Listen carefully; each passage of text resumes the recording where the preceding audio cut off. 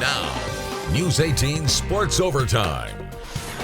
Welcome to week 2 of the Sports Overtime. We have new teams in the mix this week and an epic clash in the Clover Belt to tell you about. But we begin with the Big Rivers Conference. Menominee playing with limited fans and a limited roster due to COVID exposure. Rebecca Fiala was there for the home opener against New Richmond. What a sight that must have been, Rebecca. Yeah, Nick, usually a full crowd in Menominee for Friday Night Lights. Tonight, only 50 people allowed. So yes, it was pretty empty, and the Mustangs, like you said, missing about a third of their roster for the second straight week. But a smaller team, no issue for Menominee as they led at 28-0 at the half. And on the kickoff to start quarter number 3, Parker Schultz. He is going to take it to the outside. Look at him go. Look at his teammates are there to block for him. He breaks a tackle, and it's straight home. Schultz goes 35-0 Mustangs. Next Menominee possession, they keep it on the ground with Nick Haviland straight up the middle. Mustangs attack on another, and things also working on the opposite side of the ball. Desperation for the Tigers on a 4th and long, but 2 defenders are there for the stop. And with under a minute to play, a knee is going to end it. Mustangs bounce back after a tough week 1 loss with a dominant shutout against New Richmond.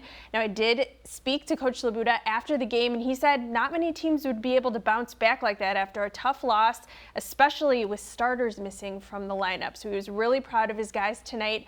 Now, Menominee will host River Falls next Friday. New Richmond will be at Hudson. Nick? All right, Rebecca. Hudson played Menominee last week. It was a really good game. The Raiders only going on the road once in the first 4 weeks of this season. It's tonight in Chippewa Falls for the Cardinals home opener. We picked this one up in the 3rd quarter. Raiders up 14-6. Cardinals facing 4th down, but they fumble. And Hudson's defense all over it. So the Raiders take over.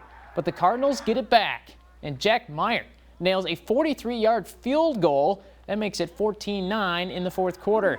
Next, Chi High drive. Here they come again. Braden Warwick, tough running, spinning, and just bulldozing his way into the red zone. All the momentum with the Cards. Ben Steinmetz caps the drive off with a touchdown.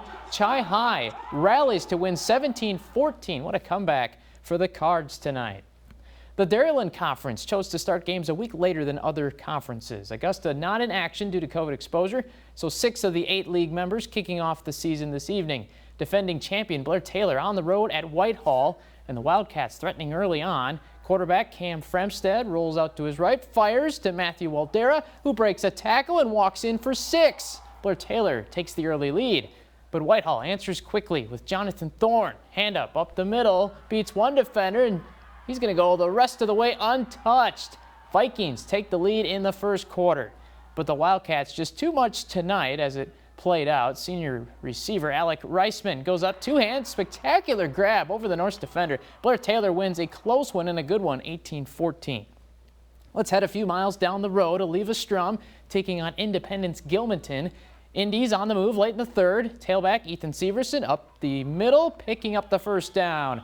And on the next play, QB Chris Killian takes the snap, sneaks up the middle, moves the pile, all the way for 6. What a run. But the Indies defense came to play tonight. Killian making plays on both ends of the ball, flying in with the bone-crushing tackle there. Independence Gilmanton shuts out Oliva Strum 22-0 tonight. And Pepin Alma on the road at Melrose Mindoro. Pick right there. But the Eagle later lands for Pepin Alma. Lane Weichkarek in for 6.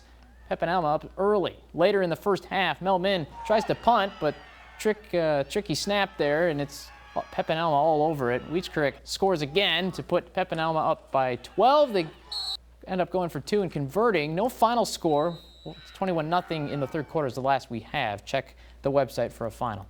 Regis, Altoona, and Fall Creek happy to be playing this fall, but all 3 teams playing more road games to comply with local health guidelines. The Ramblers in Mondovi tonight for a huge Clover Belt clash. Ramblers leading 8-0 in the 4th quarter. Aaron Hasselwander takes it all the way in for a 33-yard touchdown here with 5 minutes left in the 4th quarter. Huge score. The Buffaloes trying to answer and make something happen, looking for a pass, but the Ramblers leaving no options. Xander Rocco makes the tackle, and it's a turnover on downs. Ramblers take advantage of that opportunity. Rocco, and he's going to take it in for the 15-yard score. Ramblers make a statement with a 22-0 shutout on the road. Osseo Fairchild with another tough road test tonight at Durand. Let's go to the first quarter. Thunder going for the punt on a 4th down, but the Panthers say not today. Ethan Anibis with the tackle, so the Panthers put the ball in the hands of Simon Bauer, and he's going to take it right through the opening into the end zone for the early score. Let's move to the second quarter. Panthers going to give it to Bauer again. He ducks out of a close call, takes it in for another score. Nice move. Panthers win this one 42-12.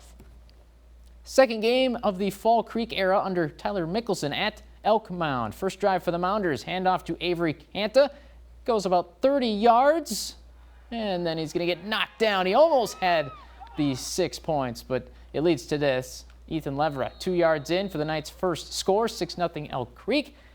Fall Creek driving late when Ben Heath picks one off for the Crickets, or for the Mounders, I should say, and right back into the red zone they go. Canta in for the 2-score lead. All Mounders in this one, 43-0, your final. Cadott and Elmwood Plum City both searching for their first win. Picked this one up mid-first quarter, no score. Hornets toss it to Ryan Sonateg. He gets the corner, he's going to lower the shoulder, and he's going to score. Cadott leads 7-0 early, and the fans got a little bit warm after that with all the cheering. Elmwood backed up near its own end zone. The ball's going to pop out here on the exchange. The Hornets defense swarms on it for 6, and Cadott adds to the lead early. The Wolves break loose with their next drive, though. This is Trevor Asher going to the house. Elmwood Plum City on the board, but Cadott with a big night. The Hornets win 49-16. We need to take a timeout here on the Sports Overtime. When we come back, Regis Tennis celebrates Senior Day, and area golf teams advance to sectional. Sports Overtime in the News 18 10 p.m. Sports Report is brought to you by Menards, Osseo Automotive, and by Nicolay Law Office.